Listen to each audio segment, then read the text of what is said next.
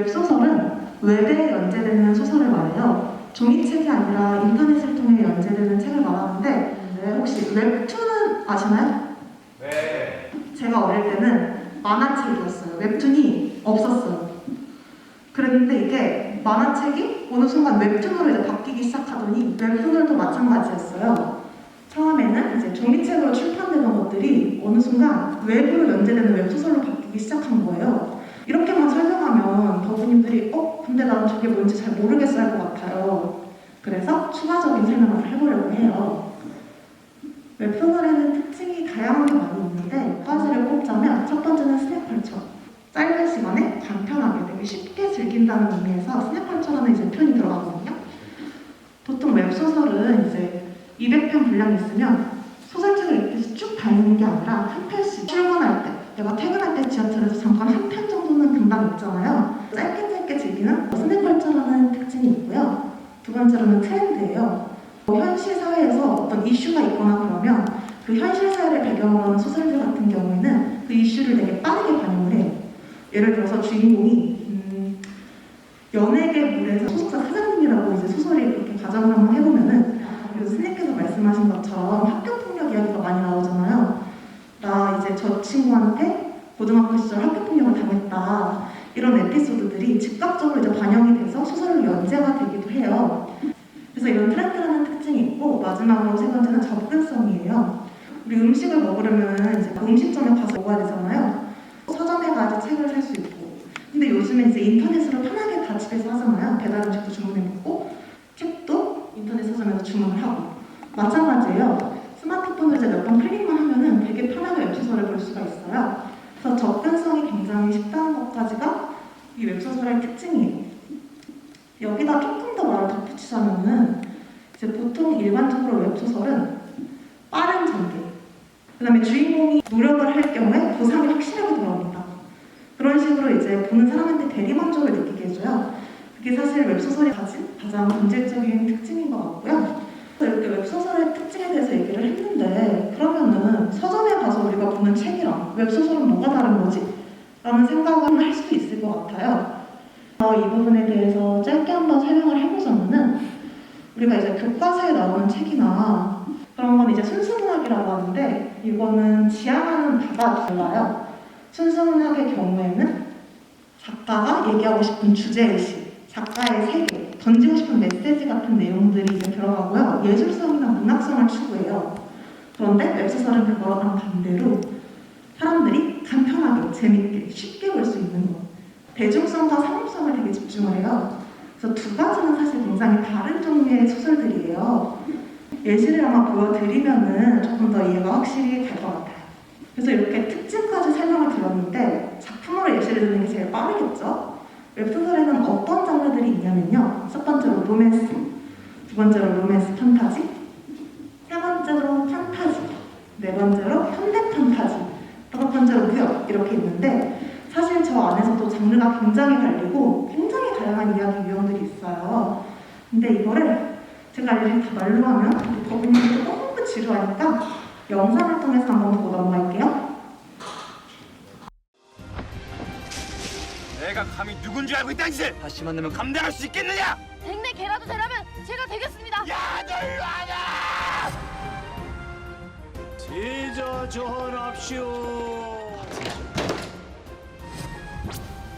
진짜 뇌관이 맞소? 가짜 내관도 있답니까?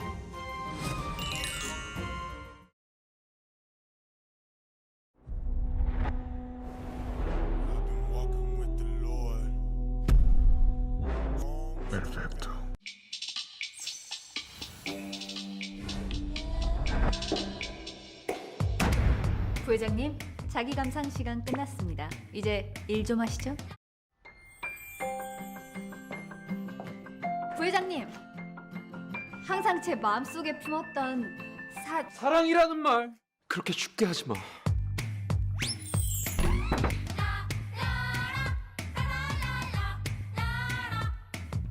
위험했어.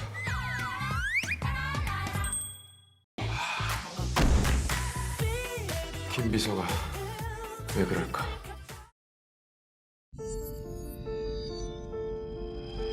제가 변했다고요? 변한 건 폐하이십니다. 사과는 되었어요. 이혼은 받아들이겠습니다. 그리고 재혼 승인을 요구합니다.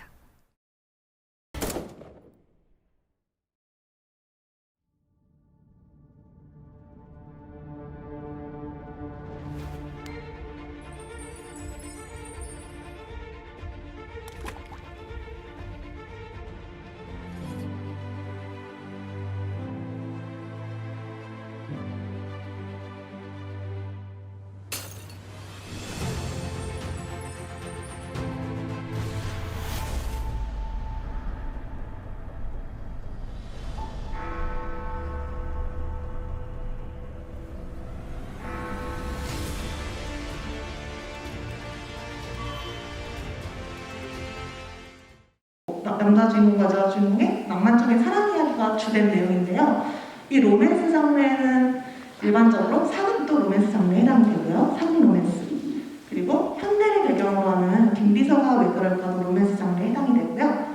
그리고 마지막으로 저거 약간 제목이 맞장 같죠? 내 남편과 결혼해줘. 왜 이걸로 예시를 들었냐면은 이 작품이 주인공의 남편이 바람을 폈어요. 근데 주인공이 어떻게 살다가 살해를 당했어.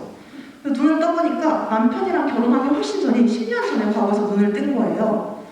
근데 이 주인공이 어떻게 하려고 했냐면 바람핀 남편이랑 또 결혼을 하고 싶겠어요? 아니잖아요. 그래서 바람핀 남편과 남편이랑 바람핀 친구랑 둘이 결혼하라고 이렇게 하는 내용인데 타임슬립이라는 소재가 약간 들어간 거잖아요. 그런데도 이것도 이제 로맨스에 해당이 됩니다. 계속해서 뭔가 타임슬립 같은 게 나오는 게 아니고 주인공의 이제 주된 얘기가 로맨스이기 때문에 이제 로맨스에 해당이 돼요. 자, 그래서 로맨스 장르 설명은 이 정도로는 충분한 것 같고 이제 로맨스 판타지를 이제 얘기를 한번 해볼까 해요. 이제 일반적으로 로맨스 판타지는 작품에 로맨스도 들어가고요, 판타지도 들어가요. 보통 판타지적인 요소가 많이 들어가는데 약간 가상의 중세를 배경으로 해가지고 뭐 왕, 왕비, 뭐 공주님 막 이런 것들이 많이 나와요. 그리고 뭐 용, 마법, 기사. 그래서 그런 것들이 들어간 걸 모두 로맨스 판타지라고 분류를 하는데 제호나무 같은 경우에는 전형적으로 가상의 중세를 배경으로 했고 남주인공이 또 새에서 사람으로 변신을 할 수가 있어요. 판타지죠? 그래서 로맨스 판타지예요. 그리고 그 다음에 이제 레디메이드 퀸이라는 작품은 여기는 사실 마법적인 요소나 환상 같은 게 아예 안 들어가 있어요. 딱 배경만 가상의 중세예요. 그래도 로맨스 판타지로 분류가 됩니다. 그리고 저 뒤에 있는 악역의 엔딩은 죽음뿐이라는 작품도 보이죠. 주인공이 연애 시뮬레이션 게임을 했는데 어느 날 눈 떠보니까 그 게임 속에 자기가 빙의한 거예요. 이런 식의 판타지도 로맨스 판타지로 분류가 됩니다. 보편적으로는 이런 느낌의 소설들을 로맨스 판타지라고 하는구나 라고 생각하시면 조금 이해가 편할 것 같아요. 다음으로 이어서 보여드릴 장르는 판타지, 현대 판타지, 무협이에요. 영상으로 한번 만나볼 건데 같이 한번 봅시다. 되게 창의적이야. 여기저기 아주 찌르는 것도 아주 방법이 다양해. 여기 의사들 아주 기상천외한 방법으로 사람을 죽이려고 하더라고. 내가 이 병원에 온 이상 더 이상 이런 멍청한 짓은 용납할 수 없어.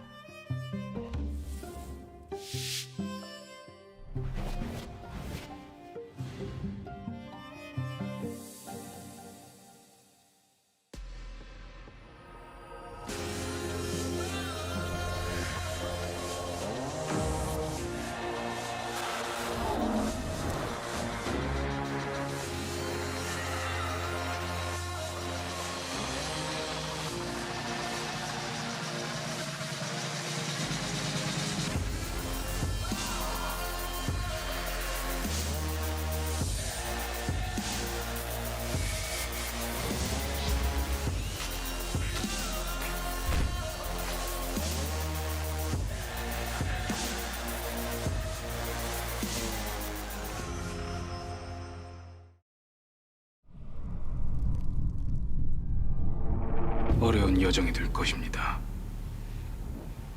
도중에 힘들어 분명 포기하고 싶을 때도 있을 것입니다. 하지만 이것 하나만은 약속드릴 수 있습니다. 제가 정 모두를 막을 수 없을 테지만 그들 역시 저를 막을 수 없을 것이란 것을요. 장시세가 포기하지 않는 한 저 역시 장시세가를 포기하지 않겠습니다. 제가 그 선두에 서겠습니다. 봤는데 이제 어떤 느낌이 살짝 느낌이 왔을 것 같아요. 가장 먼저 나왔던 작품은 중증외상센터라는 작품이에요. 주인공이 의사예요. 의사인데 수술을 너무 잘해요. 그리고 환자를 딱 보면 어떻게 될지 빠바박 그걸 너무 잘하는 거예요. 이렇게 뭔가 판타지적 요소가 들어가지 않아도 주인공이 뭐 의사나 변호사나 이런 전문직의 캐릭터여도 현대를 배경으로 하는 경우엔 현대 판타지로 같이 큰 카테고리가 묶여요. 그래서 이렇게 전문직물이 있고요. 그다음에 두 번째로 나왔던 영상이 전지적 독자시죠. 이제 아무도 안 보던 소설이에요. 나만 10년 동안 읽었어. 근데 독자가 정말 나 하나야. 조회수가 딱 하나 이렇게만 찍혀요. 근데 어느 날 내가 출퇴근을 하는 지하철에서 그 소설에서 봤던 일이 현실 세계에서 일어나기 시작하는 거예요. 마찬가지로 어쨌건 현대를 배경으로 한 이런 작품이고요. 끝에 재벌집 막내 아들이라는 작품이 있잖아요. 이것도 판타지적 요소는 과거로 가서 타임슬립을 잠깐 했다는 것밖에 없어요. 예를 들어서 2020년에 살고 있던 제가 죽었어요. 그런데 눈을 떠보니까 1980년대 후반에 웬 꼬마아이가 돼 있는 거예요. 근데 그냥 꼬마가 아니라 재벌집 회장님의 막내 아들의 아들. 이것도 마찬가지로 현대 판타지로 분류가 돼요. 그래서 이런 장르들이 있고요. 그리고 마지막으로 이제 백 작가의 망나니가 되었다. 아까 이제 자기가 읽던 책 속에 들어갔는데도 망나니라고 그랬잖아요. 돈도 많고 잘생겼는데 주인공한테 얻어맞고 퇴장. 그래서 이제 오래 살려고 이제 주인공이 고군분투하는 내용인데 이제 판타지도 아까 로맨스 판타지처럼 이렇게 중세를 배경으로도 많이 하고 그 다음에 드래곤도 나오고 오크도 나오고 드워프도 나오고 엘프도 나오고 아주 골고루 다 나와요. 그래서 이런 장르들이 있고요. 게임 많이 한 친구들은 이제 게임 시스템 창도 이렇게 뜨잖아요. 뭐 퀘스트 창도 뜨고 그렇게 해서 이제 게임 판타지로 내 현실 속에서 어느 날 시스템 창이 뜨기 시작했다. 이런 종류의 소설들도 있고 사실 굉장히 다양한데 그걸 일일이 다 다룰 수는 없기 때문에 이 정도에서 판타지랑 현대 판타지에 대한 설명 넘어갈게요. 자 이제 마지막으로 무협이에요. 제 무협은 가상의 옛날 중국? 근데 완전 가상의 세계예요. 그러니까 무림이나 이런 중원이란 이런 곳에서 주인공이 붓을 이제 닦아요. 칼 쓰고 이러는데 주인공이 막 칼을 휘둘렀는데 나무가 진짜 몇백 그루가 우수수 쏟아지고 무리를 걸어다니고 그럴 수 있다는 약간 판타지적 그런 걸 이제 무협이라고 해요. 근데 이 무협이라는 장르의 특징이 그런 이제 세계관을 배경으로 해서 주인공은 무공을 익히고 본인의 복수를 하거나 내지는 이제 전직 고수였는데 내가 이제 좀 평범하고 아무런 삶을 바래서 고향으로 돌아왔어. 근데 고향에 왜 깡패들이 우리 마을 주민을 괴롭히고 있네? 뭐 이렇게 나서는 식으로 해서 보통 이제 은혜를 받거나 원수한테 보복하거나 이런 내용이에요. 그래서 이렇게 무협이라는 장르까지 설명이 될 것 같아요. 그럼 웹소설 작가에 대해서도 이제 얘기를 슬슬 해봐도 괜찮을 것 같아요. 부모님들 웹소설 작가가 그럼 뭘 하는 직업일 것 같아요? 글을 써요. 맞아요. 웹소설 작가는 자신의 상상력을 기반으로 웹에 연재되는 글을 쓰는 작가예요. 그래서 이제 이런 웹소설 작가가 되는 데는 세 가지의 방법이 있어요. 첫 번째로 아마추어 연재 사이트에서 연재를 하다 보면은 출판사들이 이렇게 연락을 해요. 저희와 함께 출간을 해보는 건 어떤가요? 하고 연락 메일이 쏟아져요. 그 연락 메일을 확인하고 이제 좋은 조건을 가진 출판사랑 계약을 해도 되고요. 두 번째는 내 작품을 내고 싶은 출판사를 찾아서 투고를 하면 돼요. 이 출판사들의 홈페이지나 블로그에 가보면은 투고 양식이 있어요. 어떤 키워드로 글을 썼니? 너의 필명은 무엇이니? 출간한 경력은 있니? 네, 보통 이렇게 물어봅니다. 원고를 보내고 나서 원고가 괜찮으면은 우리랑 계약하자 오고 원고가 조금 출판사에 눈에 안 찼어요. 그러면은 작가님의 작품은 좋지만 어떤 게 아쉽다. 그러니까 다음에 우리 함께 하자. 이런 식으로 연락이 옵니다. 그리고 마지막으로 세 번째는 유감 체크해서 공모전을 접수하면 됩니다. 개인적으로 공모전성이 가장 어렵다고 생각을 해요. 네, 그래서 이렇게 웹소설 작가가 되는 방법 세 가지에 대해서 이제 말씀을 드렸는데 이제 웹소설 작가의 장단점에 대해서 이제 이야기를 해보려고 해요. 자, 장점의 첫 번째, 일하는 장소와 시간에 구애를 받잖아요.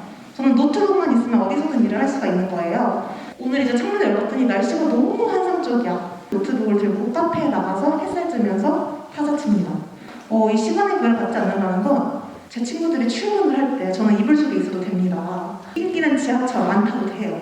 자, 그리고 두 번째는 특별히 요구되는 학력이나 나이가 없어요. 초졸이어도 되고 중졸이어도 되고 나이도 뭐 10대여도 되고 60대여도 되고 글로만 이렇게 보여지는 직업이기 때문에 이런 학력이나 나이 제한이 없습니다. 자, 그럼 장점이 이렇게 있는데 단점을 이제 한번 얘기를 해볼게요. 단점은 반대예요. 아까 거랑 출퇴근 시간이 없는 대신 분량이 안 나면 퇴근도 없어요. 그리고 두 번째로는 수입이 불안정해요. 내가 종작이만 없대어도 다음 작품 진짜 몇백만 원 들어오고 이럴 수도 있다는 거예요. 이 수입이 불안정하다는 거에 또 다른 측면은 내가 정말 공들여서 글을 썼는데 너무 안 팔려. 노력을 많이 했다고 돈을 잘 벌 수 있는 그런 시장은 아니기 때문에 수입이 불안정하다는 점을 알아두셔야 하고요. 세 번째로는 악플과 불법 문제가 있어요.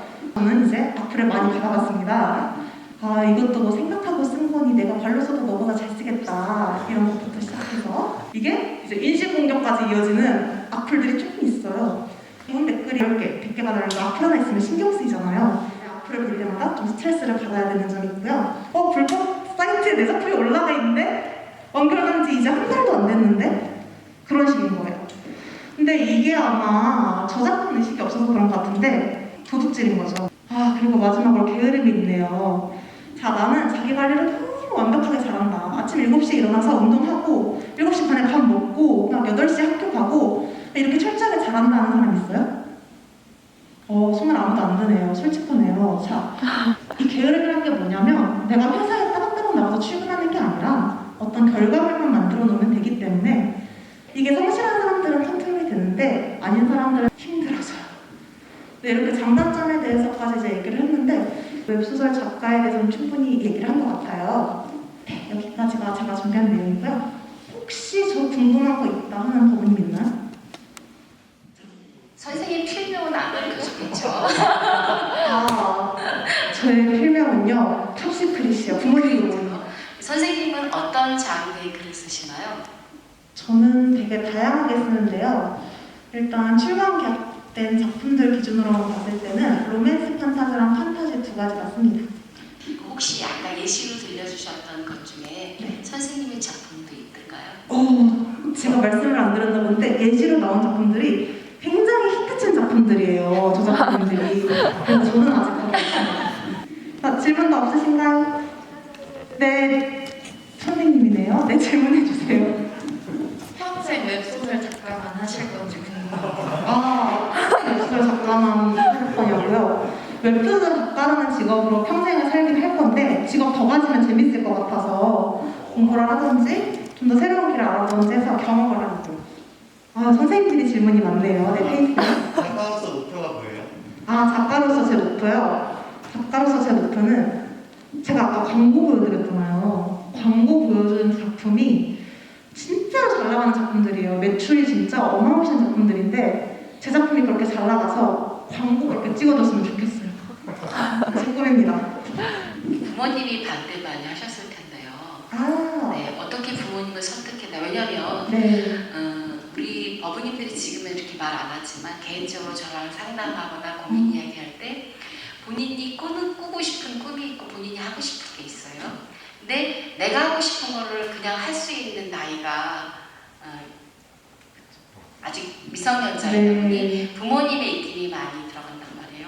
부모님의 허락을 어느 정도 받아야 되는데 이제 본인이 하고 싶은 건 정말 A라는 길인데 부모님은 허락을 해주시지 않을 거기 때문에 그 사이에서 굉장히 많이 고민을 해요. 근데 이제 선생님도 분명히 부모님이 처음부터 그래 너 학교 다니지 말고 네가 하고 싶은 거 해라라고 처음부터 흔쾌히 승낙해 주셨지 않았을 것 같은 그런 느낌적인 느낌이 드는데 그런 과정에서 어떻게 부모님을 설득시키셨고 어떻게 했는지가 되게 그게 더 중요한 것 같아요. 그래서 우리 법무님들이 참고할 수 있을 것 같아서 그거 좀 알려주시겠어요? 네. 저는 부모님이 가장 걱정했던 게 생계 문제였기 때문에 통장을 보여드렸습니다. 어떤 금액이 얼마큼 들어왔다. 직업으로서 부모님이 사실 가장 걱정하는 건 얘가 이 직업으로 오래 먹고 살 수 있는 거잖아요. 근데 부모님이 보니까 괜찮을 것 같은 거예요. 저도 너무 하고 싶어하고 부모님을 설득을 했고 수입도 괜찮게 들어오니까 저는 그렇게 부모님을 설득을 했는데 사실 개인적으로 우리 법무님들은 아직 고등학생이잖아요. 그리고 부모님의 도움을 많이 받고 있고 그렇기 때문에 고등학생 때까지는 조금 부모님을 설득도 하고 그 다음에 부모님이 지적하는 현실적 문제를 본인 스스로도 진짜 고민을 해보고 그리고 내가 딱 하고 싶은 게 있다고 공부가 됐건 학업이 됐건 내팽개치진 않았으면 좋겠어요. 아까 말씀드렸다시피 어떤 방향에 어떤 선택을 하게 될지는 또 모르니까 그리고 사실 부모님의 말씀도 들어보면 무조건 안 된다는 건 아마 이유가 있을 거예요. 그런 것에 대해서 조금 하면서 그렇게 해서 하다 보면은 좀 더 부모님도 그렇고 부모님도 그렇고 나은 방향을 선택할 수 있지 않을까라는 생각이 듭니다. 더 질문이 없다면 저는 여기서 마치겠습니다. 감사합니다. 뉴욕에 나이키 운동화 본사가 있는데 나이키 운동화에 굉장히 그 회사에 굉장히 고위 관료로 있는 임원으로 있는 여자분이 있는데 그분이 사표를 썼어요. 본인 잘못이 아니라 아들 잘못 때문에. 아들이 16살이에요. 고등학교 3학년인데 고등학교 3학년 아들이 뭘 했냐면 나이키의 유명한 제품을 샀어. 너무 유명해서 한정 파는 거예요. 한정 파는 걸 사서 본인이 다시 되파는 거예요. 사이트에 올려서. 만약에 10만 원짜리 운동화라면 핫한 10만 원짜리 운동화를 사서 이게 나오는 게 별로 물량이 없으니까 본인이 산 다음에 가지고 있다가 모든 사람들이 그걸 살려고 막 혈안이 되어 있을 때 예를 들면 30만 원 내지는 40만 원에 되파는 거예요. 근데 그게 아들이 점점 수익이 높아진 거지. 그래서 결국 사표를 쌌는데 미국 사회에서 그 또한 고등학생이 그로서 인정이 되고 뭔가 세일즈나 마케팅에 있어서 뛰어난 상수를 가지고 있다면 또 그걸 원하는 회사에서 이 친구를 스카우트 해가겠죠. 그러니까 문화가 다른 거라서 어떻게 옳다 그르다는 말할 수는 없는데 어찌되었든 그럼 걔는 대학교 경영학과 내는 경제학과 내지는 마케팅 전공할까요? MBI? 공부를 할 필요가 없겠죠. 그 대학에 들어가서 본인이 더 많이 잘 알고 있기 때문에 그거는 본인이 선택이지만 굳이 대학을 나오지 않아도 자기가 본인이 진로를 선택했기 때문에 카카오뱅크 또 카카오 택시나 우버 택시 같은 경우도 그거를 만드는 사람은 대학생이에요. 대학교 1학년 학생이 만들었지만 대학교 들어가서 결국은 졸업 안 했어요. 왜? 본인이 더 잘 알고 있고 본인 분야에 대해서 학교에서 배울 수 있는 게 아니고 학교에서 내가 알고 싶은 걸 가르쳐주지 않으니 굳이 학교를 다닐 필요가 없기 때문에 중간 학교를 그만두고 본인이 하는 일을 계속 합니다. 그래서 아까 우리 장미쌤이 웹툰 작가는 뭐가 필요 없다고 그랬어요? 학벌, 나이가 필요 없다고 그러는데 스님이 바라보는 앞으로의 세상은 어떤 분야는 학벌이 필요하겠지, 어떤 분야는 굳이 학벌을 따지지 않고 본인이 가지고 있는 재능을 가지고 앞으로 점점 자기의 길을 찾아갈 수 있는 사회가 분명히 오고 있어요. 그래서 학벌 지향주의, 학벌이 좋은 게 나쁘다는 게 아니에요. 공부 열심히 해서 공부 잘하는 사람은 좋은 학교 가서 공부 열심히 하면 되고요. 공부 외에 내가 다른 것이 취미가 있다면 그것으로 자기가 개발이 되는 달인인 거고 전문가가 되는 거예요. 그래서 여러분들이 갈 수 있는 다양한 길, 꿈이라는 게 잠잘 때 꾸는 꿈도 꿈이고 내가 되고 싶은 목표도 꿈이에요. 그쵸? 근데 잠잘 때 되는 꿈은 잠이 일어나는 거 없잖아요. 실체가 없잖아요. 실체가 없는 꿈을 찾는 게 아니라 실체가 있는 꿈을 찾아서 내가 정말 진정을 하고 싶다면 부모님과 대화를 잘 해보는 것도 되게 중요하다는 생각이 들어요.